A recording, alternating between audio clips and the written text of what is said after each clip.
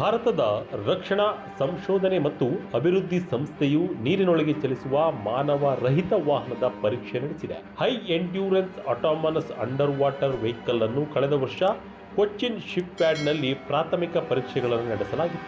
ಇದೀಗ ಅದನ್ನು ಕೆರೆ ನೀರಿನ ವಾತಾವರಣದಲ್ಲಿ ಇಳಿಸಿ ಸಂಚಾರ ಹಾಗೂ ಪರಿಶೀಲನೆ ನಡೆಸುವ ಸಾಮರ್ಥ್ಯದ ಪರೀಕ್ಷೆಗಳನ್ನು ನಡೆಸಲಾಗಿದೆ.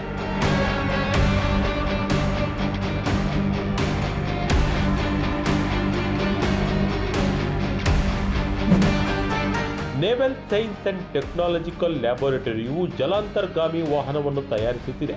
ದೇಶೀಯವಾಗಿ ಸಿದ್ಧವಾಗುತ್ತಿರುವ ಜಲಾಂತರ್ಗಾಮಿ ವಾಹನವು ನೀರಿನೊಳಗಿನ ಪರಿಶೀಲನೆಗಳು ಹಾಗೂ ರಕ್ಷಣಾ ಕಾರ್ಯಗಳಲ್ಲಿ ಬಳಸಿಕೊಳ್ಳುವ ಸಾಮರ್ಥ್ಯವನ್ನು ಅಭಿವೃದ್ಧಿಪಡಿಸಿಕೊಳ್ಳುತ್ತಿದೆ.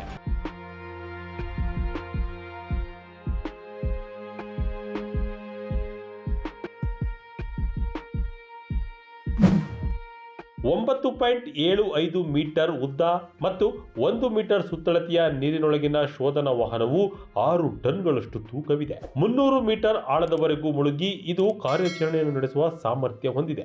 3 ನಾಟಿಕಲ್ ಮೈಲಿ ವೇಗದಲ್ಲಿ ನಿರಂತರವಾಗಿ 15 ದಿನಗಳವರೆಗೂ ಕಾರ್ಯಾಚರಣೆ ನಡೆಸಬಹುದಾಗಿದೆ. ಇದರ ಗರಿಷ್ಠ ವೇಗ 8 ನಾಟಿಕಲ್ ಮೈಲಿಯಾಗಿದೆ.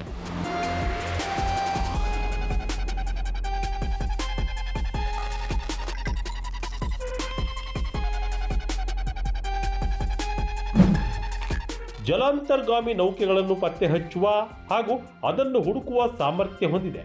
ಆದರೆ ಮಿಸೈಲ್ಗಳ ಮೂಲಕ ಗುರಿಯನ್ನು ಉಡಾಯಿಸುವ ಸಾಮರ್ಥ್ಯದ ಬಗ್ಗೆ ತಿಳಿದು ಬಂದಿಲ್ಲ. ನೀರಿನ ಅಡಿಯಲ್ಲಿರುವ ಲೋಹದ ಅಂಶ ವಸ್ತುಗಳನ್ನು ಪತ್ತೆ ಮಾಡುವ ಸಾಮರ್ಥ್ಯ ಇರಲಿದೆ. ತಾನಾಗಿಯೇ ನೀರಿನ ಅಡಿಯಲ್ಲಿ ಇವು ಸಂಚಾರ ನಡೆಸಲಿವೆ.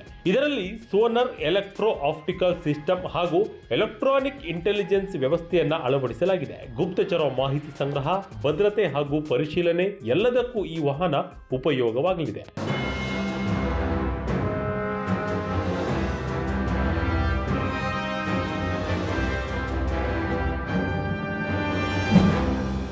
ಸಮುದ್ರದ ಅಡಿಯಲ್ಲಿನ ಸ್ಥಳ ವಿವರಣೆಯನ್ನು ಕೂಡ ಇದು ಕೊಡಲಿದೆ. ಈಗ ನೀರಿನ ಮೇಲೆ ಹಾಗೂ ನೀರಿನ ಒಳಗೆ ಎರಡೂ ರೀತಿಯಲ್ಲೂ ಈ ವಾಹನವನ್ನ ಪರೀಕ್ಷೆಗಳಿಗೆ ಒಳಪಡಿಸಲಾಗಿದೆ. ಅತ್ಯಾಧುನಿಕ ಸೋನಾರ್ ವ್ಯವಸ್ಥೆ ಹಾಗೂ ಸಂವಹನ ನಡೆಸುವ ವ್ಯವಸ್ಥೆಯಲ್ಲಿ ಯಾವುದೇ ಅಡಚಣೆ ಕಂಡು ಬಂದಿಲ್ಲ. ಈ AUV ವಾಹನವು ಎಲ್ಲ ರೀತಿಯ ಪರೀಕ್ಷೆಗಳಲ್ಲೂ ಉತ್ತಮ ಸಾಮರ್ಥ್ಯವನ್ನು ತೋರಿಸಿದ್ದು, ಸಮುದ್ರದ ಆಳದ ಪರೀಕ್ಷೆಗಳ ತಂತ್ರಜ್ಞಾನದಲ್ಲಿ ಭಾರತವು ಒಂದು ಹೆಜ್ಜೆ ಮುಂದಿಟ್ಟಂತೆ ಕಾಣುತ್ತಿದೆ.